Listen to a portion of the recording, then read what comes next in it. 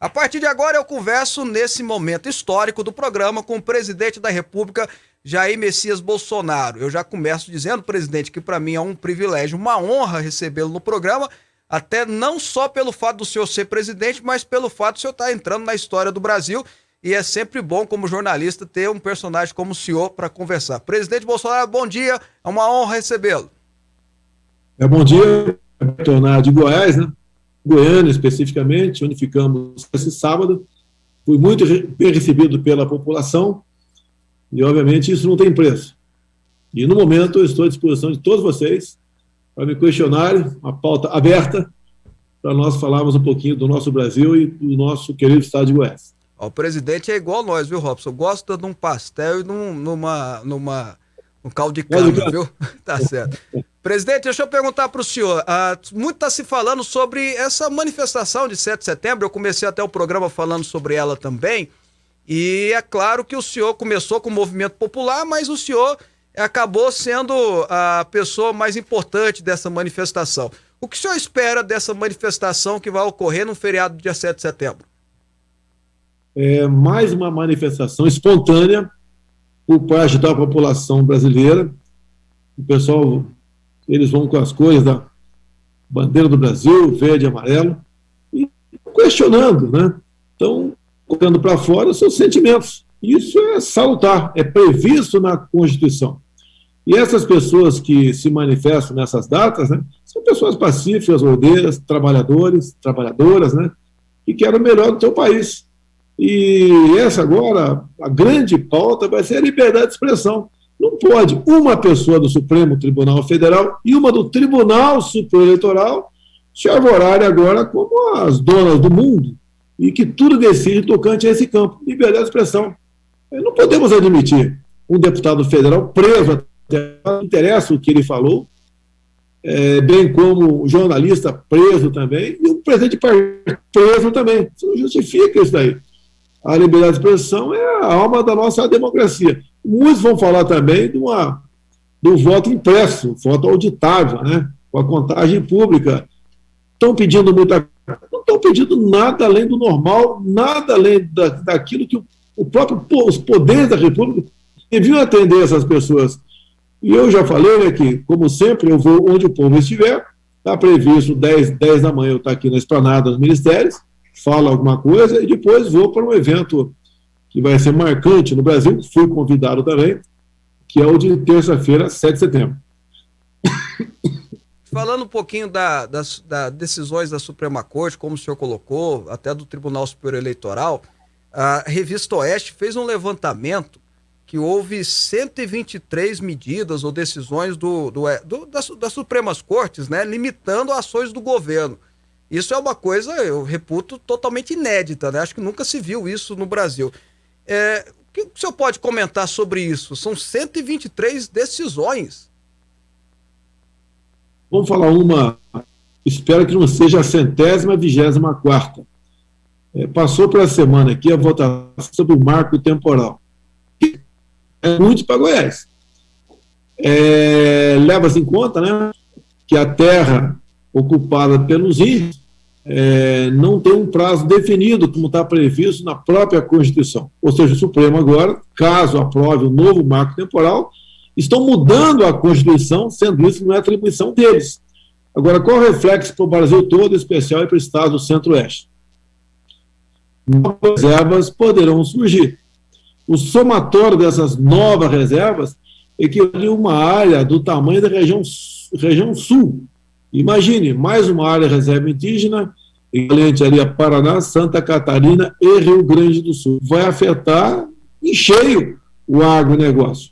Algumas áreas não atingidas poderão ser atingidas, porque para você escoar o que se produz naquela área, você tem que inventar uma nova rodovia. Então, esse é um grande problema que nós temos pela frente. Eu acho que o Supremo não devia nem estar discutindo isso daí, porque ele simplesmente, ao matar praticamente o campo, sufoca as cidades. Vamos ver o que acontece. Eu espero que o bom senso recaia no Supremo Tribunal Federal e seja reconhecido que o marco temporal é aquele fixado na Constituição de 88. Ou seja, os irmãos indígenas que ocuparam essas terras até aquela data da promulgação da Constituição, a terra é dele. Dali para frente, se ele se movimentar de um local para outro, esse novo local não será terra indígena. Trazendo o Robson Alves para a entrevista. Presidente Bolsonaro, bem-vindo. Realmente eu faço das palavras do Fábio as minhas. É uma honra tê-lo aqui na nossa programação, presidente.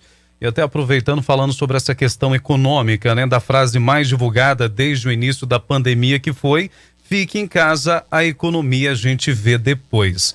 E a gente está vendo essa questão da economia, vários estados da federação e até a União tendo que ajudar e auxiliar vários estados em relação ao que a gente está vivendo hoje. Qual que é a avaliação que o teu governo faz de tudo que a gente vive e dessa situação do fique em casa? Porque agora a gente está vendo combustível caro, gás caro, que é a principal reclamação aí do povo brasileiro no que a gente tem vivido na nossa atualidade. Como que o presidente vê isso?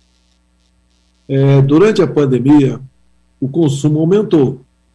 Porque quando tu fica em casa, mal ou bem tu acaba comendo mais. Tá? Eu sei que, obrigado a ficar em casa, não tinham o que comer. Esses são os informais, aqueles que não tinham carteira assinada. Mas vamos lá. O que o nosso governo fez quando começou essa onda, né? Agora, parte da população favorável, não foram os governadores apenas. Uma parte bastante considerável, né, da população aderiu. Como que se ficando em casa, o vírus vai embora. A geladeira toda vai encher por um passo de mágica. Tá? E não foi bem assim. Então, os informais, em torno de 38 milhões de pessoas, perderam praticamente todo o seu ganho. E aquele pessoal que, em grande parte, trabalhava de manhã para comer à noite. Bem, nós fizemos, para ajudar essas pessoas, o auxílio emergencial. Então, na verdade, no final da linha, 68 milhões de pessoas no Brasil perderam auxílio emergencial. O total gasto o ano passado, com este auxílio emergencial, foi o equivalente a 13 anos de Bolsa Família. Agora, o Brasil podia continuar dando esse recurso, por quê? Isso gerava endividamento para a gente. Nos primeiros 5 meses, quando o auxílio estava em R$600, a conta mensal, o endividamento mensal chegava próximo à casa dos 50 bilhões de reais. Por isso, fomos obrigados a diminuir os meses do ano para R$300. E também agora está em vigor o auxílio emergencial de R$250 em média. Alguns reclamam, né? 250 é muito pouco. Concordo que é pouco. Só que a média do Bolsa Família está em R$192. O que estamos acertando agora? Um novo auxílio chamado Auxílio Brasil, vai englobar também o Bolsa Família, vai ter um reajuste de no mínimo 50% a partir de novembro. É isso que está planejado aqui. No tocante à carteira, nós lançamos 2 programas, o PEI e o Pronamp, onde evitamos, então, que milhões de empregos fossem destruídos o ano passado, com essa política do fica em casa, com a política também de muitos governadores de lockdown, de toque de recolher, de isolamentos. Então, muitos governadores adotaram essa política sem pensar nas consequências, porque estava na onda. Talvez eu tenha sido o único chefe de Estado no mundo que falei que isso estava errado. Deveríamos tratar a questão do vírus de forma simultânea e com a mesma responsabilidade, levando-se em conta a questão do desemprego. Bem, dessa forma toda, vem a inflação, em especial nos alimentos. Agora, digo a vocês, a questão dos combustíveis, o preço não está alto, não. Está alto na bomba. Nas refinarias, o preço médio da gasolina está em R$2. O que pesa e muito no preço final da gasolina em todo o Brasil?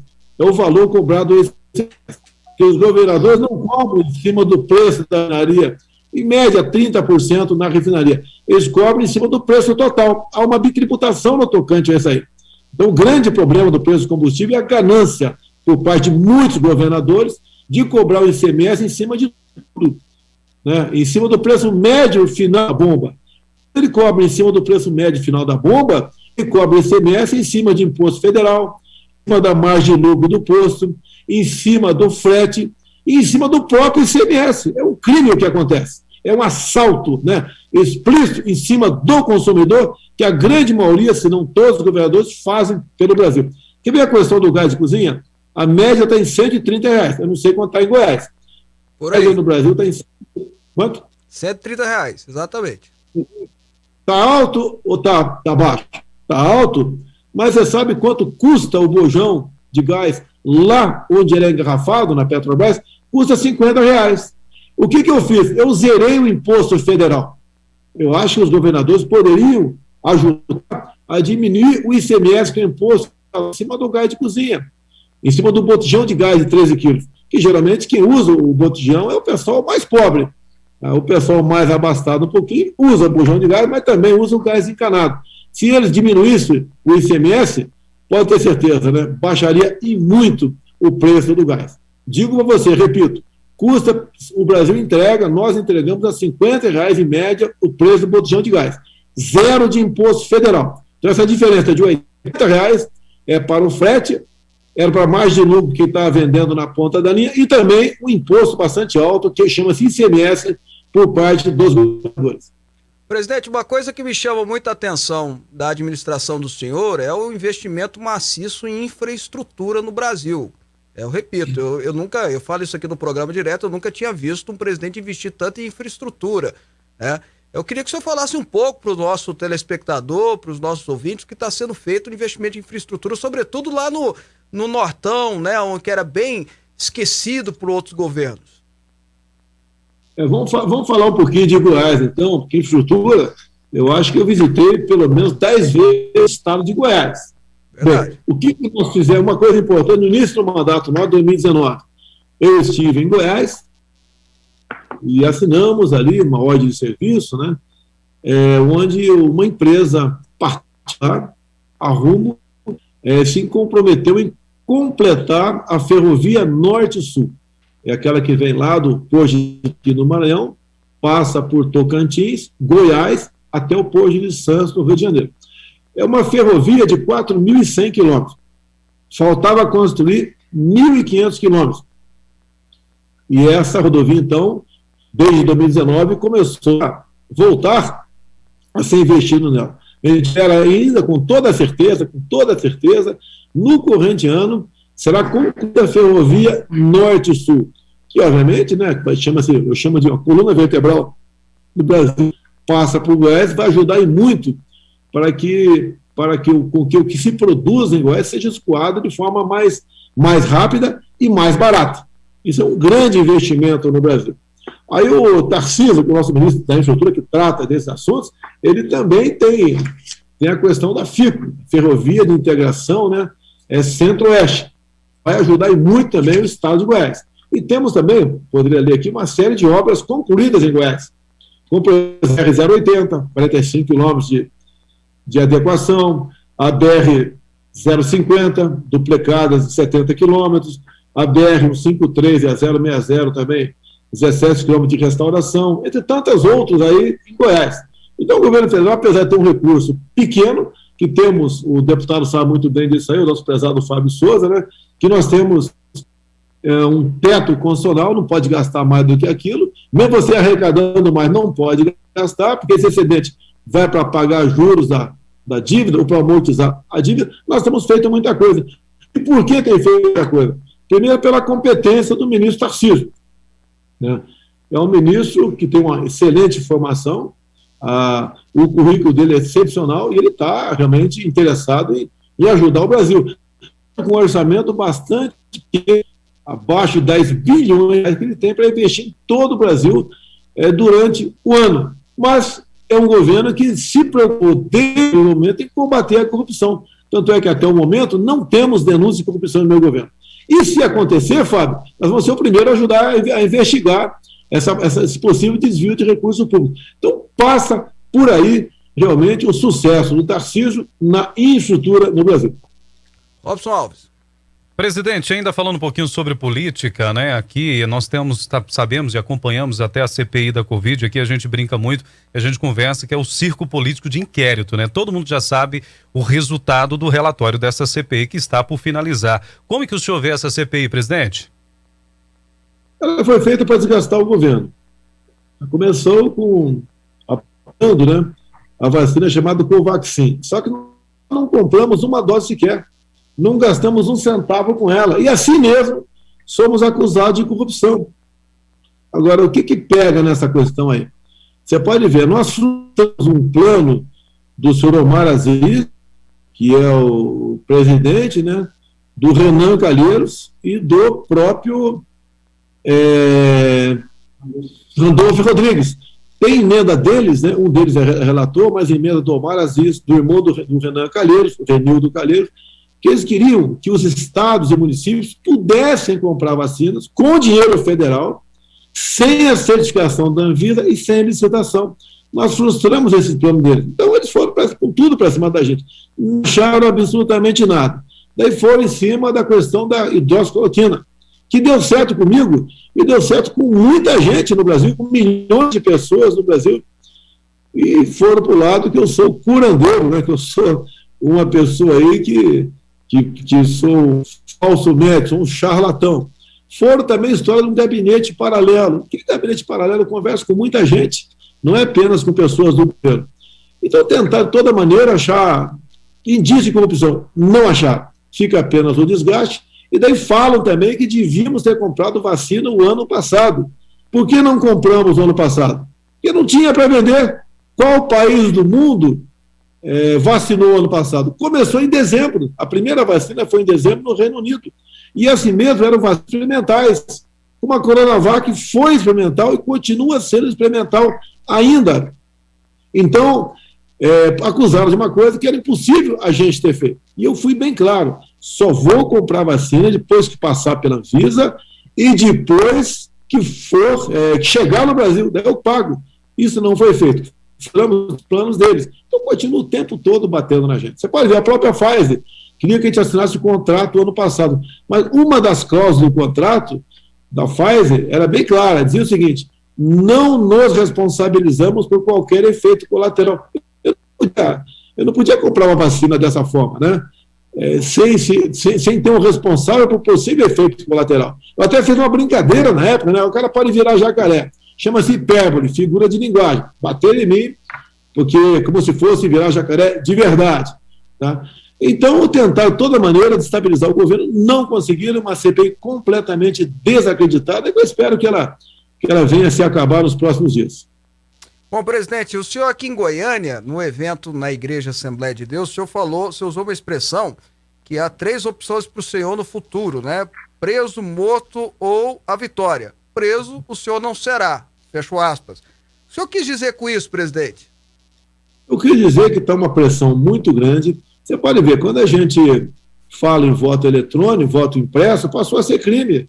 Quando você fala em tratamento precoce, passou a ser crime. E o ministro Alexandre Moraes me botou no inquérito fake news, o inquérito do fim do mundo, o inquérito sem participação do Ministério Público. O que eles querem com isso aí? Aguardar um momento para me aplicar uma sanção restritiva, quem sabe quando deixar o governo lá na frente. Esse não é um trabalho que se faça. Você não pode ficar ameaçando os outros. Não pode um ministro apenas ele ser o dono do inquérito. Ele investiga, ele julga e ele condena. Isso não pode acontecer. Quer fazer isso comigo? Imagina fazendo com outras pessoas. O que eu quero para o Brasil é a liberdade de expressão. Qualquer um de vocês está nos ouvindo aqui, no meu entender, pode, no meu entender, e de acordo com a interpretação da nossa Constituição, pode questionar qualquer coisa. Pode falar que a hidroxicloroquina dá certo, não dá certo. Você pode falar, confia no voto da urna eletrônica ou não confia, não você ser punido por causa disso. Então, tem poucas pessoas em Brasília que faz esse terror todo. Agora, falei isso no momento do desabafo e não deixou de ser uma realidade. Vou fazer a minha parte. Não, para mim, né, tem que valer todos os artigos da nossa Constituição, em especial aquilo que está no artigo 5º da mesma. São vários incisos, onde ele fala em liberdade de religião, em liberdade de ir e vir, em direito ao trabalho, entre tantas e tantas outras coisas. Presidente, o senhor será candidato à reeleição, presidente? Se eu falar aqui, vou me mover um processo, né, de campanha antecipada. Eu vou decidir isso aí em março do ano que vem, que é o limite longo para você se filiar a um partido político e daí decidir se vai disputar uma eleição ou não. Certo. Presidente, falando de políticas internacionais, como vai a relação do Brasil com os Estados Unidos, até na pessoa do presidente Joe Biden? Olha, eu falo com o mundo, né? A questão de 2 meses aproximadamente, nós disputamos uma cadeira temporária no Conselho de Segurança da ONU. e 190 países votaram.